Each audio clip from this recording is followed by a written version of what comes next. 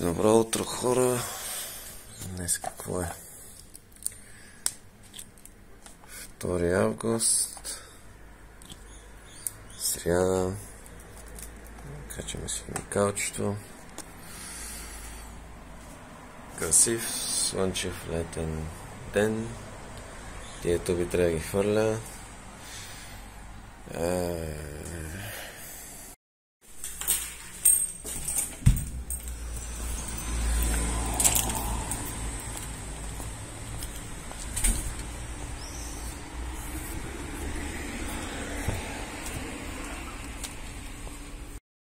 В предното видео ви споделих, че имам нещо много да правя с тази кола. Ако още не сте разбрали, взех си B4 комби. Много мръсна. Това ще го променим. Какво съм намислил да правя с тази кола? Днес, при вечер, да избегнем жегите, мисля да иззема една винетка, да зареда с бензин и да се опитам да стигна с нея до Етрополе. Имайте напред, че тази кола не е мърдана 2 години седя пред един блок и ще бъде интересно дали ще стигна с нея. Приключение! Какво да ви кажа? Човек без работа, скучая, търси си занимания. Реших да експериментирам. Вземам кола за 1000 лева. Зареждам я с гориво. И пробвам да видя дали ще стигна. Само трябва да отбележа, че вътре смърди. Ама смърди. Обаче пък е с много интересен интериор. Праговете са сини, порите на вратите са сини, таблото е синьо. Ами се искаше да си прекарам кабелите за бас касата, обаче трябва да махна лайсна на прага, декоративната, и тя е синя, а те така се чупят. И иди си ги намери после синя, като я щупиш и май ще мине без касата. Погледнете само за каква мърсотия говори. Вижте по прозореца. Гадно. А всичко трябва да се изчисти.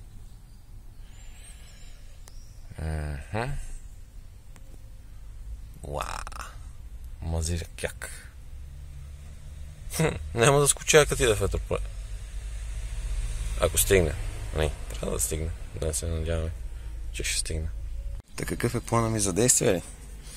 Взел съм масло, филтър, ама това ще стане в Етрополе. Тук няма да го сменявам. Взел съм течност за чистачки и концентрат антифриз, син. Ясно е, че има промивка на охладителната течност, защото е реждива. Но това ще стане в Етрополе, естествено. Взел съм и горния маркуч за радиатора, който ти е в главата. Ето го. Защото оня така се нацепва. Така да той не се нацепва, ама като го стискаш и леко пука. Ево и аудито. Ще поседи една седмица и нещо без акумулатор за валята.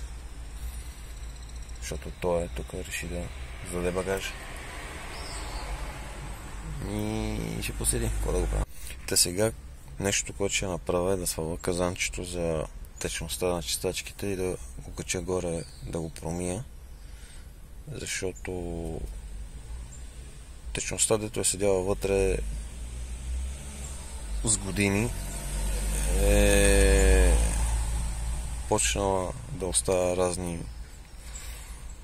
образования вътре и като ползвам, като пръскам на прозореца и като изсъхне, стават едни бели парцали и ще си го промия. После ще сипат чисто новата течност да си има. Вчера си поиграх малко с градинската праскалка и малко меглю. Изчистих казанчетата и отстрани ръбовете, прикалниците и гредата там на радиатора, на решетката. Лъсна доста лесно. Аз мислех, че ще е малко по-трудно. Като се прибера и мотора ще бъде изтъркан. И всичко ще лъсне там. Как си ти трябва. Обаче това естествено. Ветрополе. Ето го и въпросното казанче. Трябва да е това да отвия. При стария беше гайка, тук е някакво странно чудо. Трябва да не го загуби.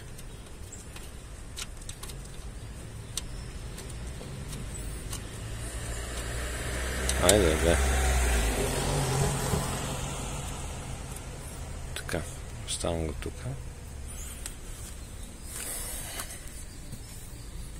И сега дигаме нагоре.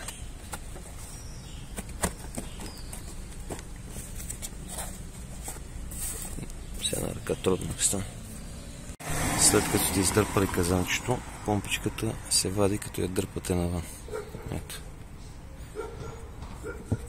Готово е извадено. И казанчето е готово да си го взимате.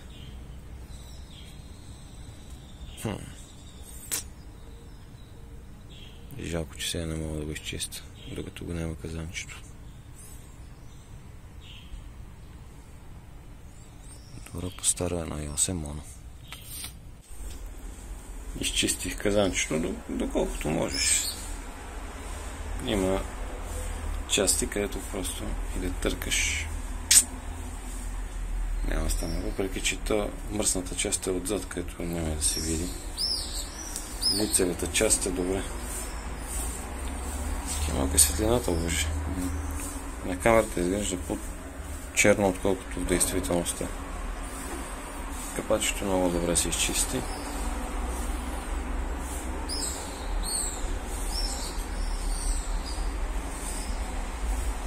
Пет литров звяр. Като се сетите, че има и по-големи за тези пасати с пръскалките за фаровете. И това е готово за монтиране. Общо взето. Монтирането става по обратния ред. Гледайте какво е. Съвсем друго нещо. Сега ще налея течността и тази част сме готови. Течността вече налях. Малко се повлях и навънка, но какво да се прави?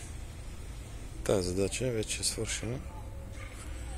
Остана акумулатора, багажа и маслото е догоре, сега го проверих. Стискайте палци и всичко да е наред.